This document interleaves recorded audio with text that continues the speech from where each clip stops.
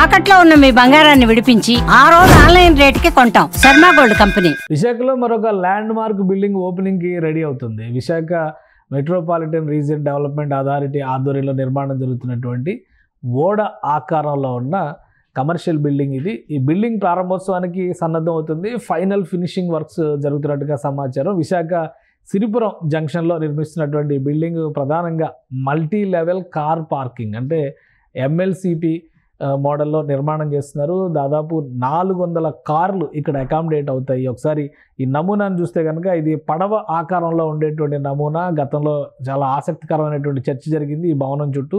అలానే finishing works దగ్గరగా వచ్చింది. ఇక్కడ మనం గమనిస్తే కనుక పడవ షేప్లో కనిపిస్తున్నటువంటి బిల్డింగ్ కనిపిస్తుంది. అలానే పైన దీని పైన ఉన్నటువంటి అంతస్తుల్లో కమర్షియల్ స్పేస్ని కూడా నిర్వహించాలనేటువంటి ఆలోచనని విశాఖ మెట్రోపాలిటన్ అథారిటీ అలానే Visakha metropolitan region development authority గతంలో ప్రతిపాదించింది. అదే తరహాలో ఇప్పుడు ఫైనల్ ఫినిషింగ్ వర్క్ ఈ స్టేజ్కి వచ్చింది. ఈ వర్క్ చూస్తే కనుక చాలా క్లియర్గా అర్థమైపోతుంది. అతి కొద్ది పని మాత్రమే పెండింగ్ ఉంది. బహుశా ఈ నెలాఖరికి లేదా ఉగాది కల్లా దీన్ని ప్రారంభించేందుకు కావాల్సినటువంటి సన్నాహాలని అధికారులు చేస్తున్నారు. ఇందులో ఒక 4 అంతస్తుల వరకు కంప్లీట్గా కార్ పార్కింగ్ వ్యవస్థలు ఉంటాయి. ఒక 400కి పైగా కార్లు ఇక్కడ అకామిడేట్ అయ్యేటువంటి అవకాశం ఉంటుంది. అలానే 400కు పైగా 2 వీలర్స్ కూడా ఇందులో ఏర్పాటు చేసేటువంటి అవకాశం ఉంటుంది. మిగతా ప్రదేశం మొత్తం కూడా కమర్షియల్ స్పేస్ కోసం కేటాయించాలని చెప్పి నిర్ణయించారు. సో వివిధ బ్రాండ్లకు సంబంధించి కానీ కన్వెన్షన్ సెంటర్స్ లాంటివి కానీ ఇందులో ఆర్గనైజ్ చేయడానికి అవకాశం ఉంటుంది.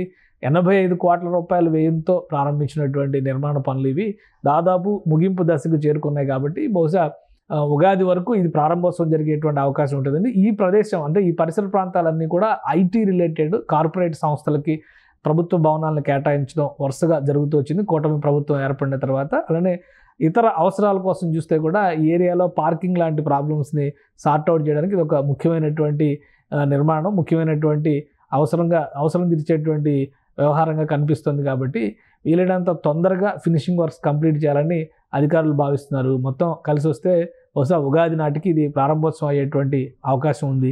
రాబోయేటువంటి రోజుల్లో ఈ షిప్ షేప్డ్ బిల్డింగ్ ఒక సెల్ఫీ పాయింట్గా విశాఖలో మారేటువంటి ఛాన్సెస్ ఉన్నాయనేటువంటి విశ్లేషణలు కూడా వినిపిస్తున్నాయి. సో ప్రారంభోత్సవానికి ఇంకా ఎక్కువ సమయం పట్టేటువంటి అవకాశం లేదు. ఫినిషింగ్ వర్క్స్ కంప్లీట్ అయిన తర్వాత ఫైనల్గా అధికారులు ఇన్స్పెక్షన్స్ కంప్లీట్ అయిన తర్వాత అధికారికంగా ఈ భవనం ప్రారంభోత్సవానికి సన్నాహాలు చేస్తున్నట్టుగా సమాచారం.